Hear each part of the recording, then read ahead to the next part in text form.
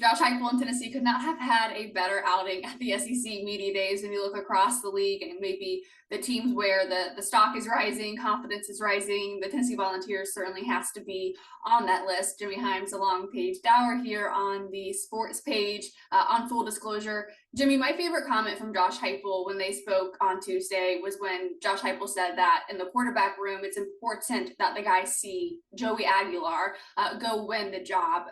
I think when he was talking to other media and he says, he doesn't have a timetable for a starter. That's probably the smartest business decision that he could have had. What's your takeaway when he alluded to quarterback competition? Whoever gets the nod, he has to go and prove it out on the field. When I heard that, my first thought was maybe he was comparing himself when he went to Oklahoma. Oh. The guy that was not highly recruited. He went to Weber State, went to Snow Junior College, and then Mike Leach, who was at Oklahoma, really liked him, and Heupel was not highly recruited, but he went to Oklahoma and won the job, and then helped Oklahoma win a national championship and was a runner-up in the Heisman Trophy. So when I thought about that comment, I'm thinking that may is reflective of what he had to do at Oklahoma. Yes, it is important that the quarterback win the job. There have been some controversial quarterback starting decisions made at Tennessee throughout the last 30 or so years. And in fact, Heupel made one of them when he took Joe Milton over Hendon Hooker, and it proved that Hooker was the better quarterback. So, yeah, it is important that he shows that. It's also important, this is a first-year guy. He didn't arrive until what, April or May? Yeah, late April, early May. Yeah. Yeah, they knew in April he was coming, and maybe got here in May, something like that. Yeah. So he's got to go out there, and he's considered to be, by most people, the heir apparent to be the starter. But he's got to earn it. He's got to prove that he's better than Merklinger. He's got to prove that he's better than McIntyre. And I also like the fact, though, that what he has done is he has embraced this team and his teammates. He's taken his offensive lineman out to eat. He plays Fortnite. He goes to pool parties with 50 teammates. He's doing all the right things to ingratiate himself to his teammates. And so I think that's important as well. And I think they have embraced him. Now, the counter to that was I've had some sources that told me that UCLA wasn't that high on him. They weren't that impressed with his work ethic, and therefore they were looking to try to get somebody else like Nico. Well, I've heard the complete opposite at Tennessee. People praising his work ethic and how invested he is with the team and how he wants to prove that he's the guy. So I have a tendency to believe the latter, because I'm hearing it from, I don't think his teammates and others that I've talked to would just be making this up.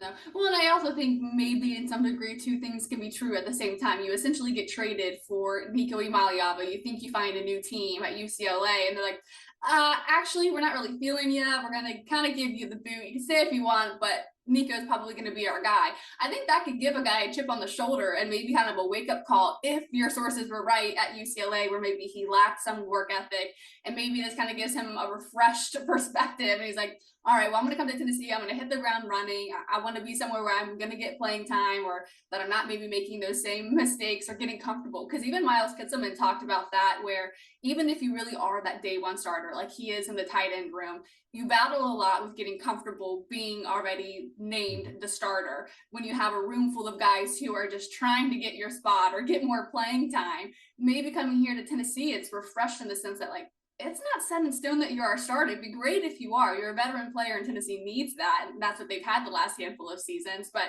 if you don't win it out, you don't win it out.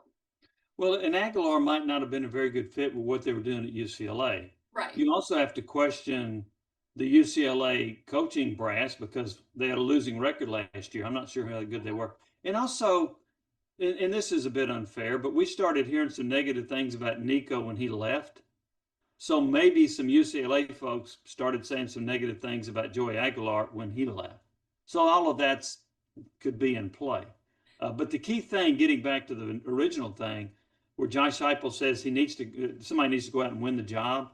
And it really, in my opinion, needs to be Aguilar. He's had experience. He's been on the collegiate level 4 years, counting junior college. So I think it would be important for him. And I've made this analogy before, where if you thought on the 1 to 10 scale that Nico ranked at about an 8, you need Aguilar to be at least a 7. And if he's at least a 7, Tennessee's going to be fine. at the quarterback position. They'll be fine on offense, and they may even be better on offense, because last year in SEC games only, they only averaged 25 points a game. That ranked among the lower echelon in the SEC. They got to do better than that. At Wallace Real Estate, trust is more than just a word. It's been our foundation since 1936. Whether you seek backyard adventures or a quiet spot for your morning coffee, we understand what makes a house a home. Our agents are here to simplify your home journey and to lead you through the process, whether buying or selling. With Wallace Real Estate, you're getting more than guidance. You're gaining a local partner dedicated to bringing your dreams to life. Start your real estate journey at wallacetn.com. Yeah, and I know I've seen some comments, especially after the episode on Tuesday or Wednesday when we talked about first impressions with Joey Aguilar. Some of the comments were like, it's going to be Merklinger, it's going to be McIntyre. If Joey Aguilar was really, a starting quarterback worthy type of quarterback, Tennessee would have gotten them in the portal the first time. Well, Tennessee wasn't in a position to need a starting quarterback. At the time they had that. They weren't even looking for it, Right. Yeah, that's exactly right. You had Nico, and you didn't know that you were going to lose him, so you're not in the portal. But it does raise the question, though, why did UCLA go for Nico as quickly as they did? But having said all that, we've seen a lot of players, even like on the other at the pro level, where they have a change of scenery and all of a sudden they blossom. Exactly. And they perform really well at their new location. And I'm confident that Aguilar is going to win the job. I'm confident he will play at a decent level. But what I don't know if that level is going to be at a 7 level or an 8 level or a 9 level on a scale of 1 to 10. Well, it's funny. I know when we talked on Monday about this is the one question I want answered. And it's what Heupel told you back in the spring meetings. Can he get it down the middle of the field? Is he smart? Does he have good understanding of the system? Well, to my surprise, when I had another chance to talk to Arion Carter at the media days, I was like, you know what? What's your first impressions of Aguilar? I'm sure not a lot of people are asking defensive guys what they think about the quarterback. And he was beaming right away. He's like, oh, he's a great guy. He is, smart in space. He's a good decision maker. He can get it down the field. Well, that's an area where Tennessee has kind of lacked some star power, is being able to get it down the middle of the field. And I think that's what maybe raises the stock or has it rise the most, is the fact that maybe he gives them a wrinkle they've been missing. Exactly. And he's tough. He's mentally tough and he's physically tough. And that's very important in a quarterback nowadays. You can win your teammates over quickly if it's 3rd and 3 and you run over a linebacker to get a first down. So they love that. And I think that you'll see that in Aguilar. Yeah. And I think part of, Joey Aguilar's ability to make this instant connection with the team, I think has allowed him to maybe step into this leadership role a little bit more easily, because he already kind of has connected with them as people, as friends. And it kind of goes back to the ringing endorsement that, maybe Miles Kitzelman is looking for when it comes to leadership. That was certainly something he talked about in the orange and white game. And he talked about it again during the SEC media days, that he felt at times this season ago that they lacked a voice in the leadership department. Now, I don't think he named any names, but one could assume that that's the quarterback. And of course, by default, that was Nico Imaliaba. But I don't think that should be much of a surprise that he's saying that yet again, because if we go back to what all the coaches were saying, even down to Joey Halzle, it was the fact that they were trying to build Nico up as a vocal leader. That was the main talking point back during spring camp. Initial reactions to hearing that maybe they lacked a vocal leader a season ago. Yeah, if you're trying to build Nico up as a vocal leader, that means he hasn't been a vocal leader, right? Yeah. And so that's an important ingredient. And you mentioned something earlier I want to touch on as well. You said that you feel like Aguilar could have a chip on his shoulder coming to Tennessee after being cast aside by UCLA. I think this Tennessee team has a chip on its shoulder.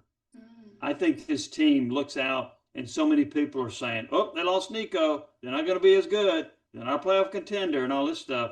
I think they can rally around their quarterback. That we've seen it before. And you remember when we interviewed Daryl Dickey back in the 1985 team when Tony Robinson got hurt, the whole team rallied around Daryl Dickey. They have rallied around other quarterbacks as well through the years. And maybe this will be a case where the whole team plays with a chip on its shoulder and wants to prove, hey, we're better than you guys say we are. We're better than you thinking we can't make a playoff or we're not that good because we don't have Nico. Yeah, and I love that too because I talked to a couple of the defensive guys, and of course they get the chip on their shoulder on defense from their coordinator and Tim Banks. And even heading into this season, the defense already is talking about how they have that chip on the shoulder. And when they played with that a year ago, they were holding teams to 19 or fewer points for most of the game. And I think if an offense can get 2-3 touchdowns, that should help you win some of those games. Where would your confidence be in Tennessee maybe knocking on the door of trying to be a playoff contender? Does media days shift that at all, or are you kind of a wait and see type of guy? I'm a wait and see. I've covered enough media days where I don't buy into a lot of the optimism and the talking season, as they say. I know that now from a fan's perspective, and it's not just at Tennessee, but in May they might think Tennessee's going to win 8 games, and then you get to July and it's 9, and then you get to August, it's 10. Well, the optimism continues to climb the ladder the closer you get to the season. I'm not one of those. I have said I think they're going to go 8-4. They could very well prove me wrong. Maybe I can provide a little chip on their shoulder for them. But, rat poison. Yeah, that's right. But I haven't changed my perspective on it. The personnel hasn't really changed, and what they say at this moment hasn't changed much. And you can talk glowingly or you can criticize Joey Aguilar right now. It doesn't matter. What matters is how does he perform if he wins a starting job, which I think he will. How does he perform against Syracuse? How does he perform early in the season against Georgia and some of those teams? So that's what really matters. So I'm kind of in that regard, I'm a wait and see. But I have picked Tennessee to go 8-4. We have an exceptional group of attorneys that work here. We're all trying to be better attorneys, be better advocates for our clients, be better people. It makes me proud to be part of the team when I see how much the attorneys care about their clients. It's truly one vision. I feel like every single person who works here has that same vision, and that's to treat all of our clients like family. We've developed such a tight-knit team. Everyone is unified in being selfless in their representation. The Garza Law Firm. Let us help. Fleet Tire has been serving Knoxville's tire needs for over 40 years with the best quality tires available, including Michelin and Bridgestone.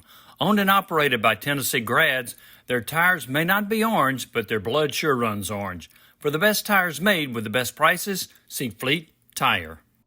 Yeah, and Josh Heupel would have a little bit of an easier job too if the only question mark was on the quarterback room, but they have so many question marks across the field, and maybe they're better questions because it's more about unproven talent, right? You could look to the wide receiver room and all that young talent that's coming up. Does Deshaun Bishop have another productive year in the running back position? And what does the defensive line do? I know we talked about that back on Monday, that thankfully they played 12 guys. So while not a ton of starters are back, a lot of experience is back. But when you look at Josh Heupel and his trajectory at Tennessee and how much he has continuously exceeded expectations, do you think 2025 is another year where he exceeds expectations or at least handles the turmoil of the quarterback deal again in 2025? Well, the fact that I picked him to go 8-4 would tell you I don't think they will exceed expectations. Others have ranked him higher. Some have even have him in the top 10, which I don't understand. But so I don't see them exceeding expectations. But I am intrigued that Josh Heupel has consistently said, we will have a quarterback ready to perform at a high level. And he has done that throughout his career, whether it's at Tennessee or Central Florida or going back to being an offensive coordinator in Missouri, where he got optimum out of Drew Lock when Lock was there. So from that perspective, I do give him the benefit of the doubt on having a quarterback who's going to be productive.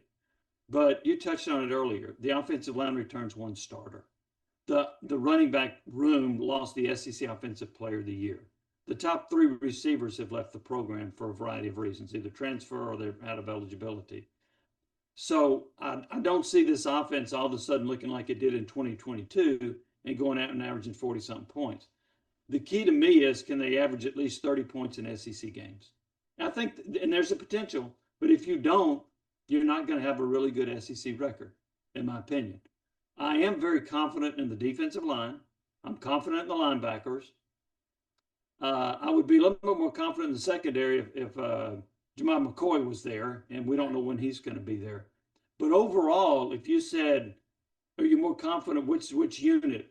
It would be, I'm more confident in the defense performing at a higher level than the offense, because the offense is only returning 2 starters. I think so. Yeah, Lance Hurd and yeah. Well, Kitzelman, did he? That's true. Yeah, he started 13 games a season ago. Yeah. So that's it. So that's not a lot. Now, having said that, I do think Heupel needs to tweak some things, and they got to get back to being up tempo. Yes. They got to do that. And can Aguilar do that? I didn't think Nico was very good at it. Joe Milton certainly wasn't very good at it. No. If they can get back to being up tempo and providing more confusion for the defense, which I didn't think they did the last 2 years, that could make a difference in their offensive production. Well, and that's what kind of caught my attention when Arion Carter said that he's great at like the game time decision making. So does that tell you that he can operate in up tempo, or at least isn't waiting for the call, looking to the sideline every time, waiting for the communication to come down in the helmet? Like, can he be a true game manager for Tennessee this season? And I think that's where Hendon Hooker was really successful, because he had the arm, was that game manager, which is not a dig on anybody. I mean, Tom Brady, look at the career he had being a game manager. So I think if they can get that out of Joey, I think that could help Tennessee be competitive in these other games, even if it is Arkansas or Oklahoma, to try and get to 9 wins. Well, both of them could be, because Arkansas has a very good quarterback, Taylon Green, Yeah. who can beat you on a given night if he plays well. And Oklahoma's bringing in the best transfer quarterback in the country in John Mateer. So I expect Oklahoma to be much, much better. My concern there, so I don't think Tennessee wins at Florida. They never do. They're not going to win at Alabama. They never do. They hadn't beaten Georgia in at least 8 years. So I think that's 3 2016, losses. I think. Yeah. But the concern is that every year under Heupel, Tennessee has lost a game it probably shouldn't have. And that game last year was to Arkansas. Right. So that's my concern. That's why I've got them 8-4. The 3 losses to the teams I mentioned plus 1 other. And so that's where I am with their record. Again, they could exceed that if they can manage to beat all the teams they're supposed to beat, then they will be. Well, and here's another game. I don't give them the Syracuse game. Oh, okay. I don't give them that one. I think they'll win it. I know Syracuse won 10 games last year. They sure They did. lost a lot of people, but they only won 10. And one reason I don't give it to them is that we don't know exactly what Tennessee is going to look like when they play that first game with all those different starters out there. That's what I'm saying. I'm like, I can't wait to August. I just want to see them out on the field. I want to feel like I have an idea of what they look like in fall camp. And so it's killing me just trying to go off of what the players say. Because if I have to take them at their word and there's no inflation or hyperbole in what they're saying, then they should win all of their games. But we know that might not be the case. Well, I mean, to that point, we know that Vanderbilt's quarterback has said they're going to beat Alabama again, and they're going to beat. They're going to run Tennessee. Yeah. So, I mean, getting to the hyperbole, I just don't put a whole lot of stock in what's said at SEC football media days by players or coaches. No, that's fair. It keeps you a little bit more even keeled. I'm a little up and down. So like, oh, this is going to be great. I love that you said that. Let's put that on social media.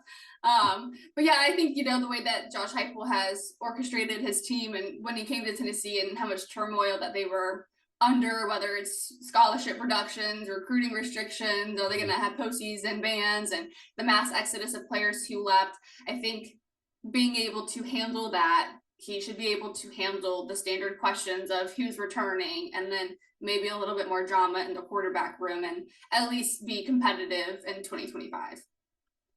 I think that Josh Heupel exceeded expectations in year 1 for a lot of the reasons you outlined with the NCAA cloud. There were about 40 players that could have been on the roster that weren't. That was from the transfer portal, and also they lost a ton of signees. Yeah. Okay, so if you count all of those people in the equation, it's almost 40 players that were not on the roster. And you go 7-6 and you exceed expectations. The next year you certainly did when you went 11-2, and you were ranked number 1 in the college football playoff rankings for a while. Third year, you did not exceed expectations. Last year, you did. 10 wins, college football playoff berth, my opinion. So this year, can he exceed expectations for the 4th time in 5 years? To do that, he's got to at least get to 9 wins. Sure does. And then that's going to be in the eye of the beholder. If he does get to 9 wins, he loses the 3 games that I mentioned earlier, Florida, Alabama, and Georgia. He beats everybody he's supposed to beat. Is that exceeding expectations? If you get in the college football playoff, in my opinion, that's exceeding expectations. For But sure. some people think they are a playoff team. I think they're on the outskirts of being a playoff team. So, and I think with a 9-3 record, I don't think that's going to help them a great deal because I think their strength of schedule is not real strong.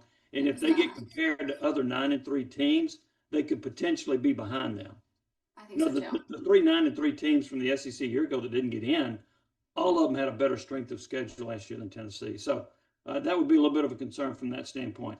But I'll say again, if Tennessee get in a college football playoff with the 12-team format, which we still have, I think that would be exceeding expectations for Tennessee. And we'll see if they can get there. They got to get good quarterback play. The offensive line has to come through. The receivers have to step up. Star Thomas needs to be a really solid contributor along with Peyton Lewis and Deshaun Bishop at running back. So if offensively they can flip the switch and be a much more productive team and get back to up tempo, they will have a chance to be in the college football playoff. Yeah, I agree. And I think that's a good place to leave it until we get to August and we finally have some cleats in the ground and we can talk a little bit more accurately about what we're seeing during practice. But as always, it's great talking to you, Jimmy. I know you've got an interview coming up that aired on Thursday with Chris Woodruff, the Tennessee tennis men's coach. Great conversation the two of you have before he goes into the Hall of Fame. Looking forward to that. And I'll be going to the Tennessee Sports Hall of Fame Saturday night in Nashville. Just to kind of honor Chris Woodruff, just to be there for him. But there are about 7 other people I'm going to be with, so it should be a very productive night. Yeah, absolutely. Well, I appreciate catching up with you and look forward to the next time we talk Tennessee football. Thanks, Paige. Of course. Lehman Jewelers offers more than 90 years of combined craftsman experience and is the leader in appraisals, estate, and custom jewelry. Kindness and integrity are our top values. Located in Turkey Creek and Maryville, Lehman Jewelers is your hometown jeweler of choice. Come experience the difference.